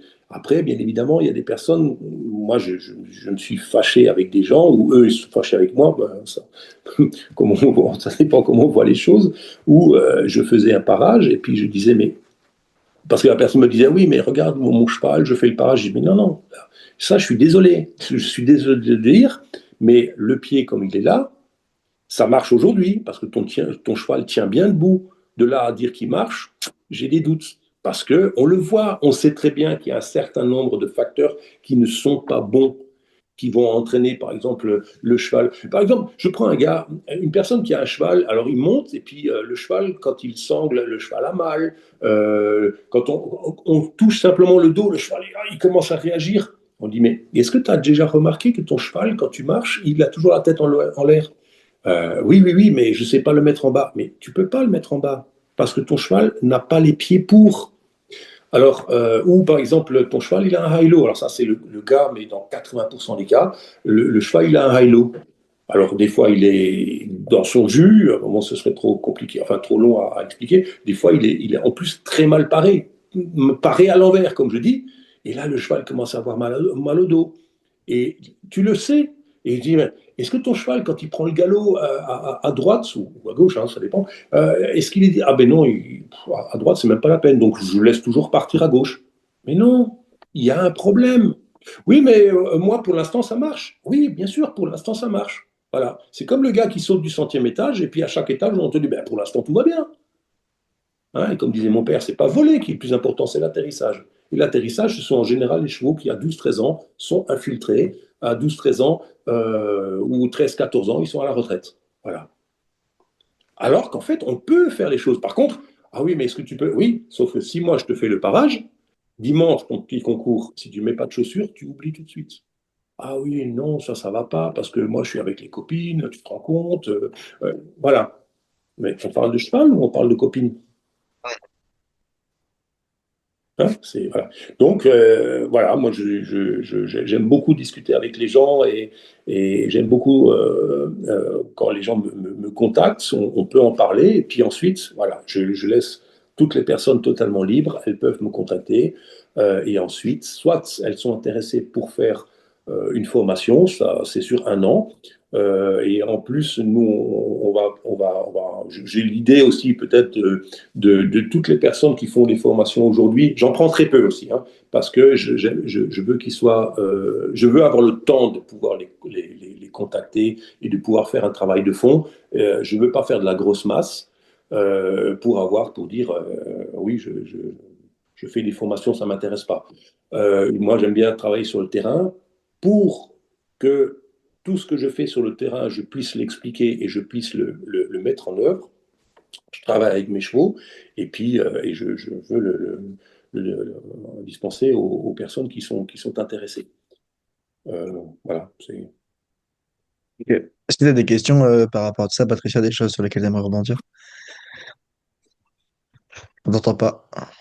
On t'entend pas. Les endormis. Ouais, essaie de voir si c'est le micro qui peut allumer. Alors là, t'as coupé. Il est Celui. allumé? Ah, c'est Ouais, bon. ouais, non, non, c'était fort intéressant. Je veux dire, je découvre et en même temps, je découvre pas parce que moi, j'ai toujours fait appel à ça. C'est-à-dire que mes 6 chevaux, moi, quand je les ai récupérés, j'ai tout déféré. Et au fur et à mesure, j'ai eu la chance de tomber sur une super pareuse, une super ostéopathe.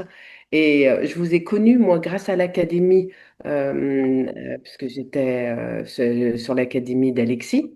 Oui. Et j'ai entendu, vous étiez venu, tu l'avais invité, Alexis. Mm. Et sincèrement, bah, ça m'avait rassurée, d'autant plus que j'avais une jument qui a fait aussi une fourbure. Et ben aujourd'hui, il n'y a plus rien. Donc, Attention, plus oui, rien de visible. oui, rien de visible, mais Voilà. elle va très bien. Je vous avais écouté par rapport à la fourche. Alors moi, j'ai pas les termes techniques. Mhm. Euh, D'accord. Je suis vraiment quelqu'un qui, bah, voilà, qui vit sa passion d'avoir des chevaux. C'est Mhm. voilà, un rêve de petite fille. Mais j'ai toujours trouvé ça pas normal et que les chevaux soient ferrés. Parce que quand on regarde les chevaux qui sont sauvages ou en pleine nature, ils n'ont pas ça. Donc, et ça, vraiment, j'ai pas vraiment de questions parce que j'apprends au travers de vous. Et j'apprends au travers de ce que vous venez de poser. Et il y a énormément de valeur. Et moi, je le vois. Moi, mes 2 poneys que j'ai récupérés qui sont retraités, je les ai récupérés dans un état au niveau des pieds. On a enlevé, on a tout aujourd'hui et ils vont super bien au bout d'un an. Oui, formidable. Formidable. Voilà. Après, moi, je ne vais pas faire avec eux des balades de 5 heures. Mais on voit avec la pareuse, tout va super bien. Tout était recroquevillé. Je n'ai pas les termes, mais vous savez, Ouais, ouais, ouais, je vois, je vois, je vois. Ouais, et je vois, je vois. maintenant, c'est bon, quoi. Tout est posé. Je vais faire deux réflexions par rapport Oui, à ce que vous dites. La dites-moi. première, c'est que, euh, voilà, il y a des gens qui vont intervenir en disant ouais, mais vous avez dit dans la nature, les chevaux n'ont pas de fer. Oui, mais dans la nature, ils ne sont pas montés. Oui, mais, oui, mais, oui, mais. Bon, le principe du parage, c'est pas de dire que j'ai un cheval sauvage, c'est de faire en sorte que le cheval ait euh, la possibilité d'aller vers un pied le plus sain. Et un pied le plus sain, c'est un pied qui a un coussinet digital qui est développé, donc une fourchette qui est développée. Un pied qui est sain, c'est un cheval qui a une pince qui n'est pas longue. Donc, ça, on n'est pas obligé d'être dans la nature. On peut le faire chez soi, dans son écurie. Donc ça, c'est déjà la première des choses, parce que très souvent, c'est la réflexion, oui, mais Mais, le mais pied nu, je vous coupe, mais si moi j'ai pris la décision, parce que mes 2 premières juments étaient en centre équestre, et à un moment donné, j'en avais assez qu'on vienne m'exprimer. Alors, j'ai pas fait comme vous, je suis pas allée dans les recherches, j'ai fait autre chose, mais j'avais une intime conviction qu'il fallait les déférer ou qu'il fallait faire autrement. Mais on me disait non et da. Donc, ouais, bien sûr, et donc, à un moment donné, bon, bah, c'était aussi mon envie. Bah, je prends mes juments, elles viennent et on va être ensemble. J'ai acheté une maison pour ça, avec des hectares, pour que je puisse faire ce que je ressentais, moi, à l'intérieur de moi. bien Et sûr. quand je vous ai écouté, mais des professionnels comme vous, qui, qui sont passionnés et on sent vraiment que il y a une véracité parce que vous avez une expérience, c'est empirique. Et moi, je le vérifie. Même là, j'ai un poulain qui vient d'arriver. Au début, la veto m'a dit, oui, il va falloir le ferrer, nana. J'ai dit non, non, il va être paré, on va poser, on va mettre en place. Je vais faire attention à son alimentation et je sais, moi, derrière, en écoutant des personnes comme vous, en allant me renseigner un peu plus, je vous avais contacté, mais après, moi aussi, j'étais prise sur d'autres choses, mais je trouve ça extrêmement riche. Et moi, je sais pas, j'ai une intime conviction que, et je le vois au travers de mes shows, c'est une réalité, ils vont super bien, grâce à leurs pieds. Je vais rebondir sur la deuxième chose. Tout à l'heure, j'ai dit deux choses qui sont très importantes qu'on vous fait comme réflexion.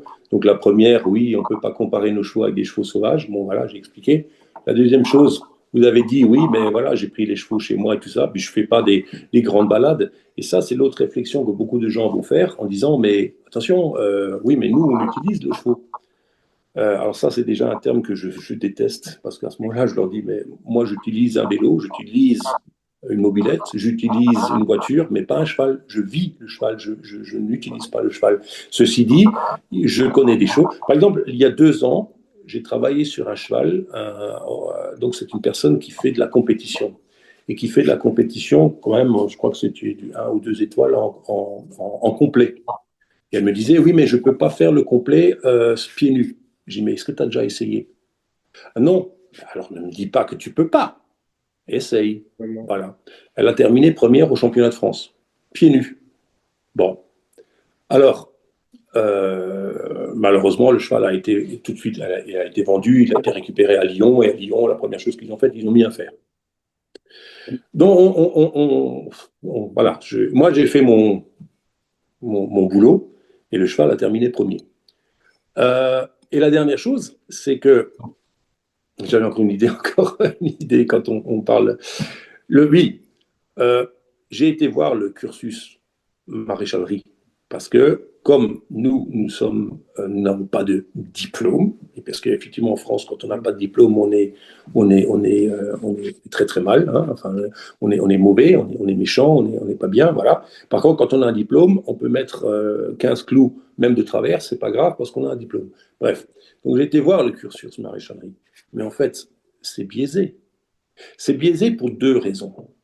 C'est biaisé parce que le temps d'étude sur le pied en France, c'est très, très, très, très peu. Je ne saurais même plus combien d'heures c'est. Enfin, c'est peanuts. Et essentiellement, c'est biaisé parce que on apprend quel fer mettre au pied. Donc, voilà, c'est biaisé.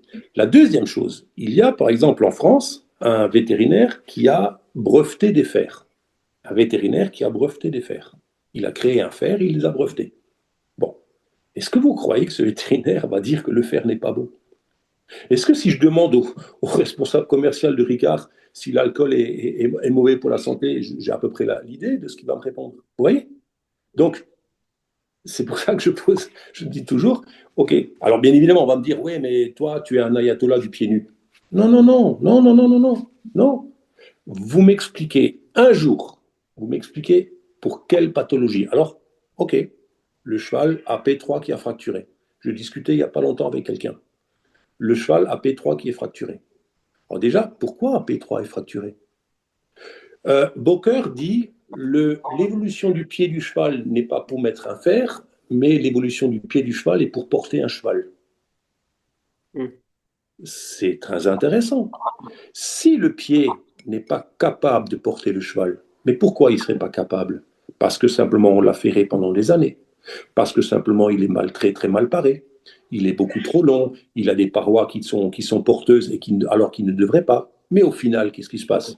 Les tissus internes du pied s'abîment et à un moment donné, P3 fracture. Moi, j'en ai jamais, et je touche du bois, j'en ai jamais eu. Alors, on va mettre un fer pour stabiliser. Je comprends.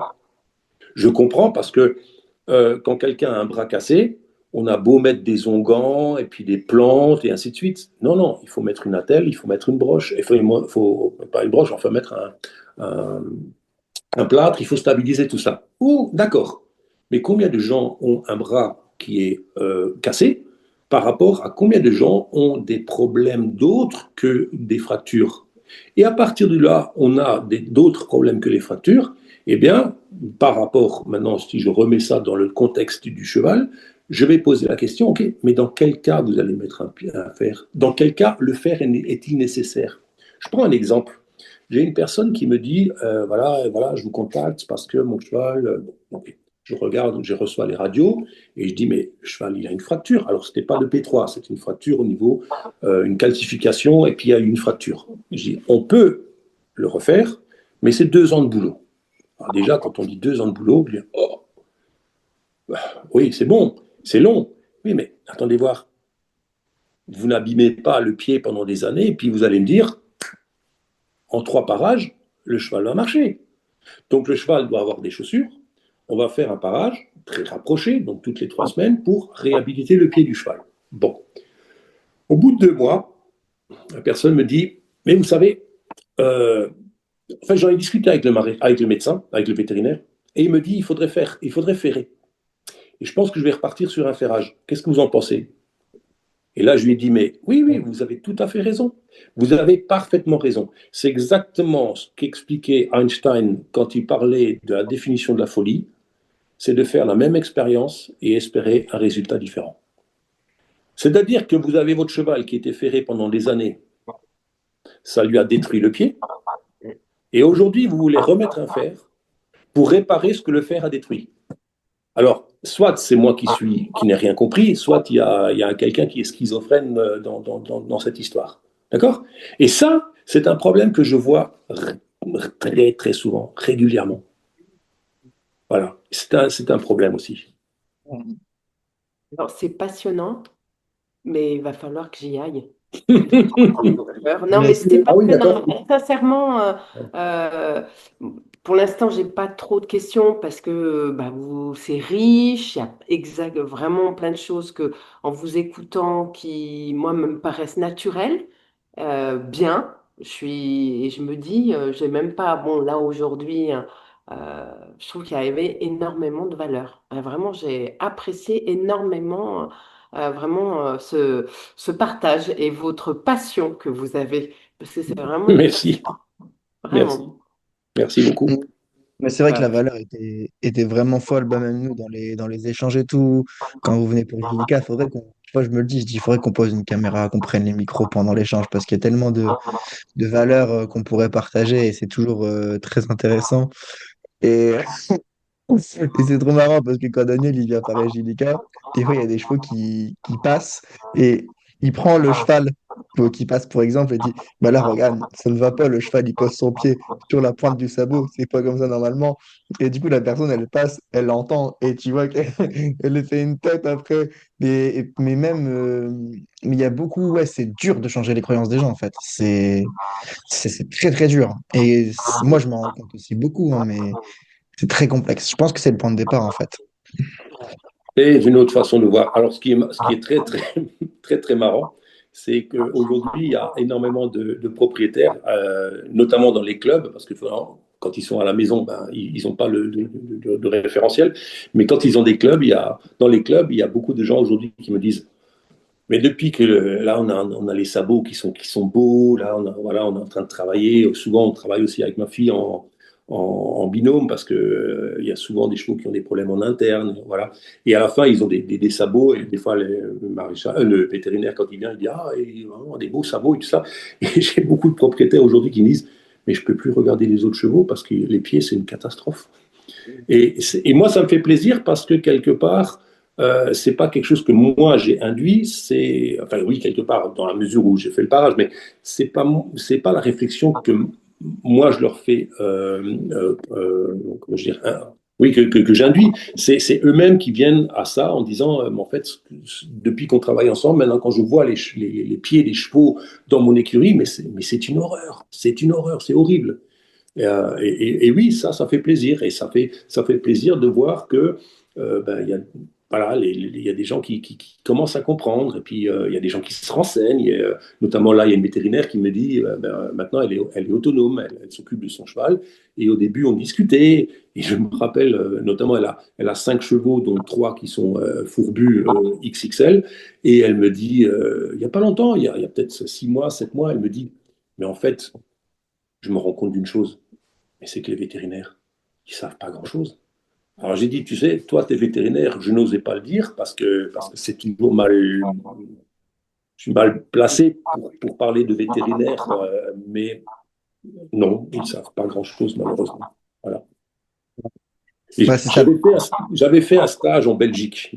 Ça, c'est une petite Je suis anecdote. désolée, attendez, et Oui, je pardon. dois partir. Est-ce Oh, Il n'y que, a pas de souci. voilà, j'ai un rendez-vous, donc je suis désolée, c'est passionnant, mais j'écouterai la fin du podcast. En tout cas, un grand, grand merci, Daniel, ah et, ben, et puis, ben, je prendrai le temps d'aller un peu plus sur votre compte Instagram et d'aller vous avec suivre. plaisir, Donc, avec plaisir. vraiment, merci pour tout. Merci à Je vous en l'écoute. prie.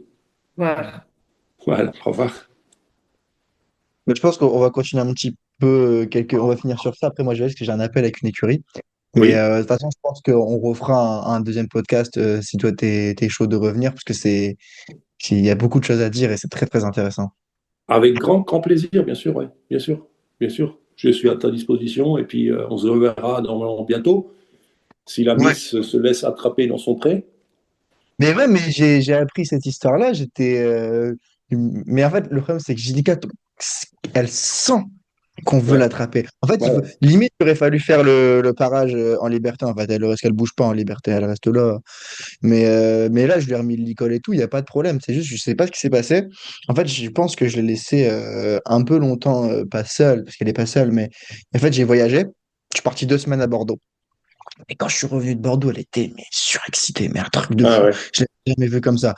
On devait même faire le signalement avec le vétérinaire. Impossible. J'ai même, ce jour-là, j'ai pas réussi à l'attraper au début. Je me suis dit, bon, ça sert à rien, j'ai pas la sortir dans cet état-là. Au final, j'ai réussi à l'attraper, mais j'avais déjà décommandé le veto pour pas mettre du ouais, stress sur du stress. ouais. 2, 3 jours après, c'était bon. On a fait le signalement.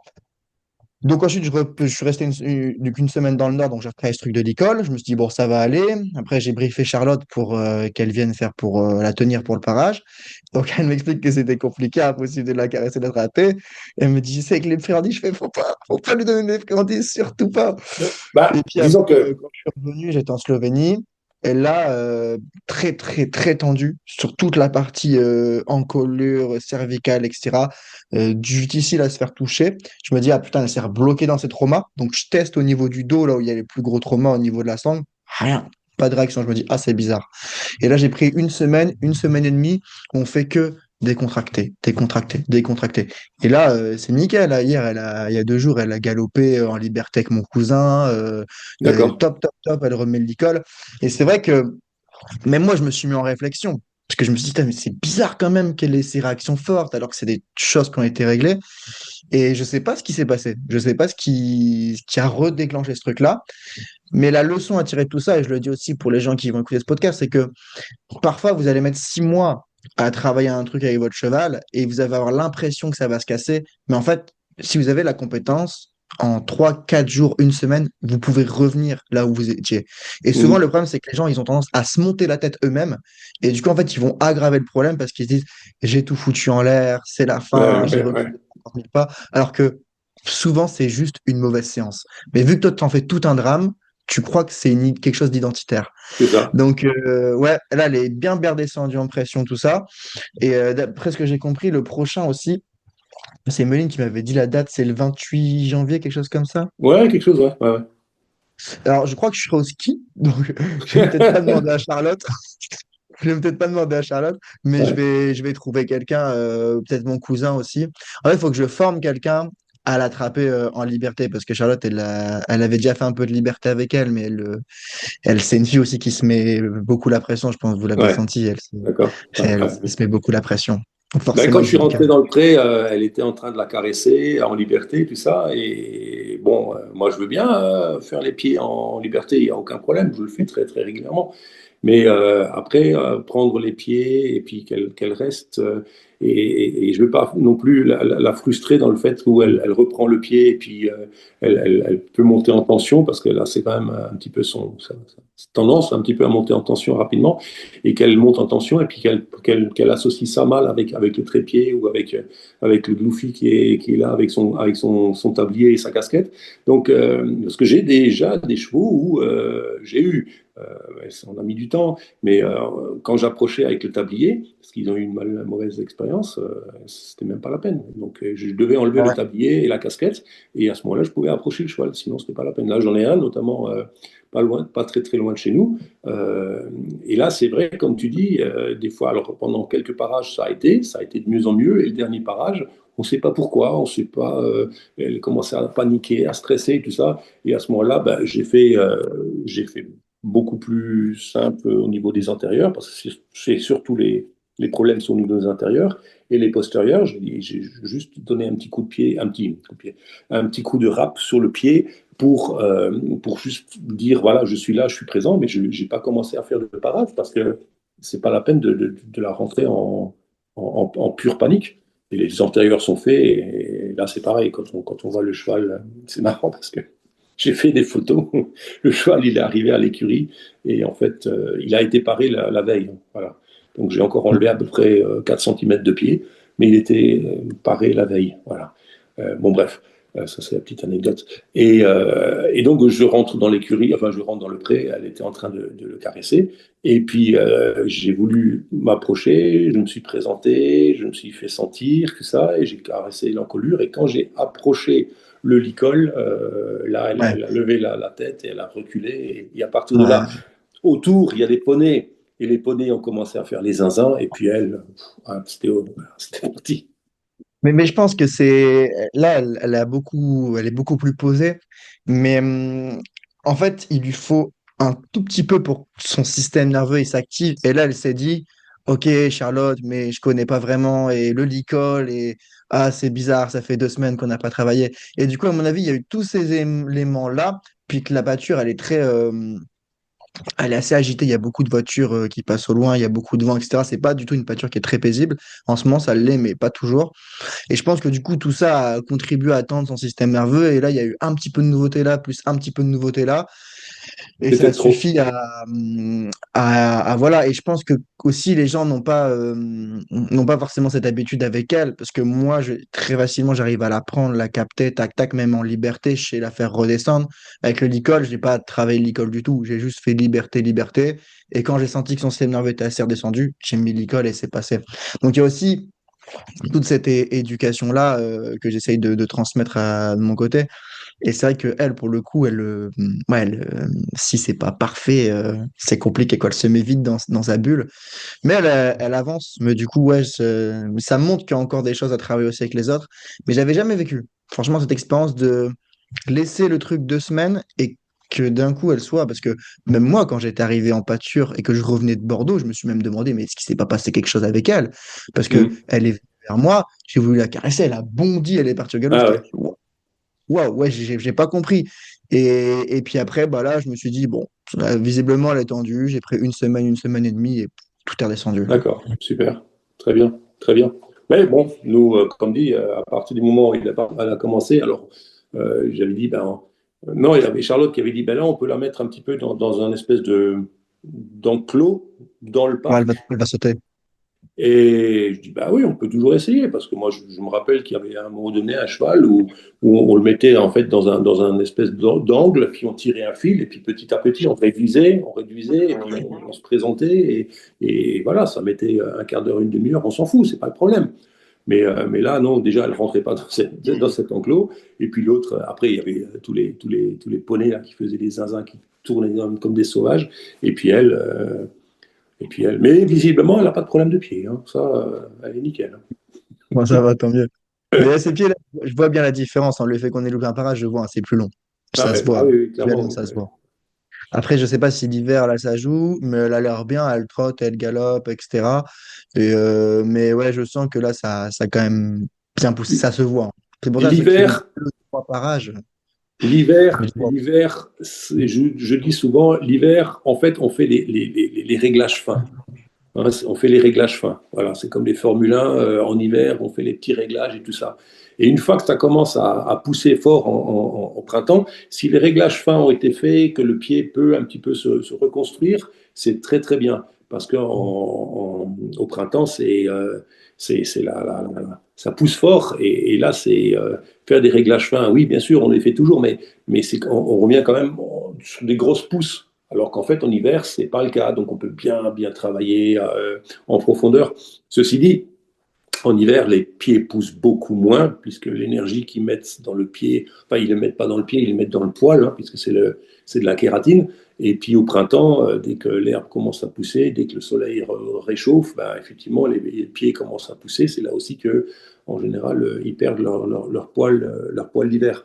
Donc, c'est pas catastrophique. C'est sûr que je déteste sauter un parage parce que pour eux, c'est quand même très important. Je lisais un article, une étude il n'y a pas longtemps, que chaque millimètre de paroi en plus, ça fait je ne sais plus combien de pourcents de tension sur le fléchisseur.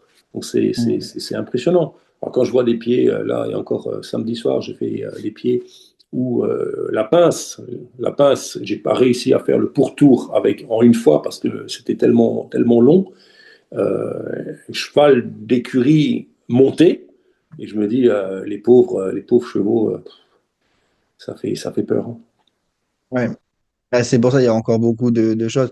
Mais on avait déjà parlé, je pense que les choses sont vraiment en train de bouger dans le monde équestre. Elles vont bouger par zone et pas tout en même temps.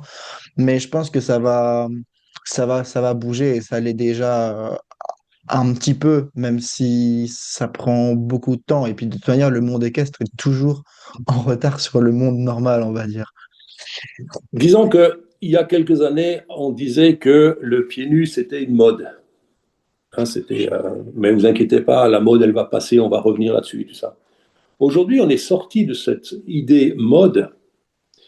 Mais bien évidemment, il y a encore beaucoup de gens qui sont accrochés à leurs croyances, à leurs idées, des idées reçues. Et puis voilà, il y a aussi, par exemple, souvent je dis, quand je discute avec quelqu'un qui me dit, moi j'ai 30 ans d'expérience avec les chevaux, en général je laisse tomber tout de suite parce que les gens, 30 ans d'expérience, ils savent tout.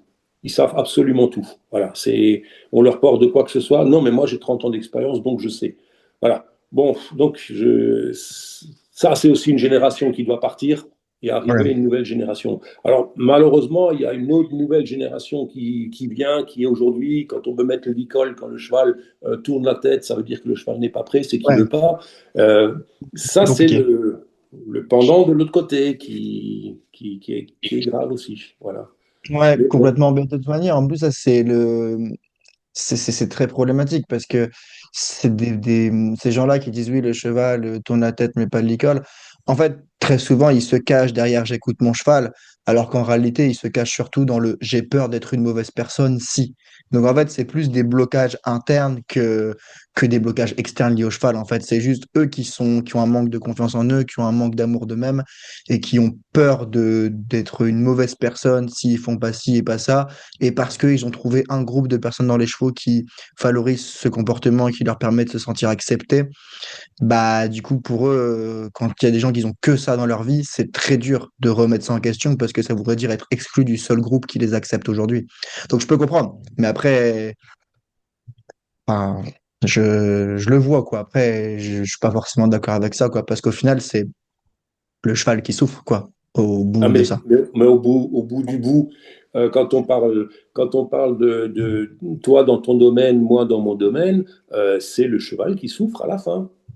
Mm. C'est clair. Moi, je donne un exemple. Là, je travaille sur un franc-montagne du côté de Metz. Et il se fait que la propriétaire, elle me dit à un moment donné, mais tu sais, le cheval, il boite et ainsi de suite. Et moi, je lui dis, ben, tu sais, ne t'inquiète pas, il va faire un abcès, donc ne te casse pas la tête. Et donc, on regarde, et puis effectivement, c'est sur un postérieur. Donc, déjà, sur un postérieur, c'est pas très, très grave. Alors, bien évidemment, un abcès, quand on n'a pas l'habitude de gérer un abcès, c'est catastrophique. On a l'impression que le cheval, il va mourir, et ainsi de suite. Alors que Oui, ça fait mal, mais ça fait partie d'un des process. Et puis, bon, voilà, on explique comment faire et tout ça. Et puis, donc, elle fait venir une veto. Et la veto lui explique, elle dit, oui, c'est rien de grave. Ah, c'est une veto qui a aussi des chevaux pieds nus. Elle dit, c'est rien de grave, c'est un abcès, on va gérer l'abcès. Et puis, voilà. Et moi, j'avais dit quand même, j'avais dit, écoute, à cette personne, j'avais dit, écoute, tu vois, ce qui me dérange dans le pied, c'est que pour moi, ça va pas. C'est un cheval qui est en croissance. Le pied, il est trop long. Bien évidemment, je pourrais couper, mais à ce moment-là, tu vas me dire après que le cheval est sensible, et à ce moment-là, ben, tu me diras non, non, on va attendre la prochaine fois que ce soit trop long et on va jouer à yo-yo, et c'est pas bon. J'aimerais bien te montrer par noir sur blanc quel est le problème. Si ta veto, elle vient, pose-lui la question si elle peut faire une radio. Donc elle fait la radio et effectivement, on voit bien les proportions dans le pied. On voit. Alors, c'est aussi un cheval qui a un souci.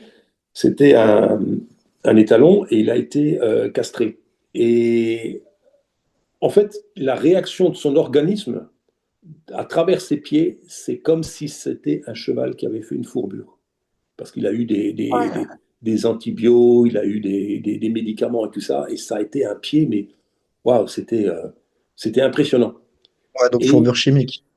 non, c'est pas une fourbure chimique, mais en fait, c'est la réaction du pied, ça aurait pu être cette idée. On aurait eu, avec la radio, on pouvait savoir si c'était une fourbure ou chimique ou pas, mais c'est pas le cas. Mais c'était en fait, l'organisme a eu une réaction extrêmement violente. Et ça veut dire aussi que en interne, c'est un cheval qui a des soucis.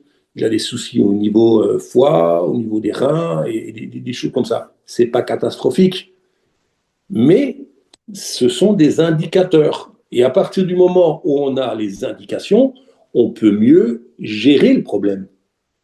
Tu vois, c'est ça que je veux dire. Et donc, j'avais dit, regarde, la pince, elle est longue, regarde ici les proportions du pied de P3 par rapport au coussinet, parce que ça, on n'apprend pas en France, les vétérinaires en France ne savent pas. Ça, c'est vraiment typique aux États-Unis. Les proportions entre la longueur P3 et le coussinet digital, voilà, il y a des proportions qu'il faut respecter. Donc, ça entraîne que, voilà, voilà, voilà. Et je dis, écoute, ce que je te propose, c'est faire un parage toutes les 3 semaines, au lieu de toutes les 6. Bon. Et là, elle en parle à des amis qui ont un cheval. La première réaction, ça a été de dire, oh là là, ton pareur, c'est un bon commercial, hein. Voilà. Et déjà, quand elle disait on fait un parage toutes les 6 semaines, la majorité disait oh non, mais toutes les 8 semaines, ça suffit. Mais 8 semaines, ça suffit. Pourquoi? Pour qui? Pour ton portefeuille ou pour le cheval? En attendant, ça fait quelques mois qu'on est passé sur un parage de 3 semaines, le pied n'a plus la même gueule. Il n'avait plus rien à voir. Ça a complètement changé. Ce qui est logique. Mais voilà, ce qu'il faut en retenir là-dedans, c'est cette réflexion. Ouh là là, c'est un bon commercial. Non, les gars, je ne suis pas un bon commercial. Je mets en application ce que je fais tous les jours. Après, si vous trouvez que c'est commercial, bah, voilà. C'est pour ça aussi que quand je fais les formations, je fais, quand j'ai les personnes en vidéo, je leur dis voilà, aujourd'hui, on va faire un parage comme ça, pour y aller progressivement, pour faire un atterrissage en douceur, parce qu'on est dans la même transition que quand on enlève le fer. Et ça, peu de personnes arrivent à comprendre. Une fois qu'ils l'appliquent, ah oui, effectivement, ça, voilà. Bon, et ça, voilà, ça, c'est des petites réflexions aussi dans ce monde du cheval qui est. Il y a beaucoup de choses à changer, mais c'est pour ça, de toute façon, tout ce qu'on peut faire, c'est essayer de montrer l'exemple. Moi, c'est comme ça que je le vois, on montre l'exemple. Et si, de toute façon, on peut pas faire changer les gens, on peut juste leur tendre la main et leur montrer un chemin, mais c'est à eux de marcher dessus. Tout à Mais fait. je pense que c'est pour ça que ça va bouger au fur et à mesure. Et comme tu disais, voilà, il y a les anciens qui vont mourir et avec eux, les anciennes méthodes vont mourir, pas toutes, mais ça va partir au fur et à mesure. Mais on aura l'occasion d'en reparler dans un autre podcast. Merci Avec beaucoup grand pour plaisir. ta participation. On va mettre en description de la vidéo tous les liens, que ce soit vers le site internet, vers l'Instagram. Oui, Tu veux que je mette le numéro dans la description aussi? pas de problème. Ok, Pas de parfait. souci. Et puis voilà, si vous voulez vous former du coup au parage avec Daniel, bah, n'hésitez pas à le contacter directement. Si également vous voulez un suivi pour vos chevaux, je ne sais pas si tu prends encore des clients actuellement, parce que tu as déjà une grosse clientèle. Oui, il faut voir sur quel secteur. Oui, il y a des secteurs sur lesquels j'ai encore de la place. Oui, oui, ouais, ouais. Bien Ok, sûr, oui. parfait. Avec Bon, plaisir, on oui. mettra Ouais, toutes les coordonnées dans la description pour ceux qui veulent le contacter. Et également, il y a Lucie, du coup, qui fait aussi tout ce qui va être plus au niveau de la naturopathie, la nutrition, tout ça, tout à sur fait. le même Instagram. Donc, vous Oui, pouvez regarder aussi, c'est très complémentaire. Et tu l'as dit, de toute façon, hein, il y a l'émotionnel, il y a le parage, mais il y a aussi l'environnement, la nutrition, tout ça qui rentre en oui, jeu. Et oui. c'est des thèmes que vous abordez sur votre Instagram. Et ça permet aux gens vraiment d'avoir une map complète de la chose. Donc, n'hésitez pas à aller le suivre. Et moi, je vous dis du coup, à la prochaine pour le prochain Et, podcast. et moi, je te remercie pour ton invitation. Je remercie tout le monde d'avoir eu la gentillesse d'écouter. Et à bientôt. À bientôt.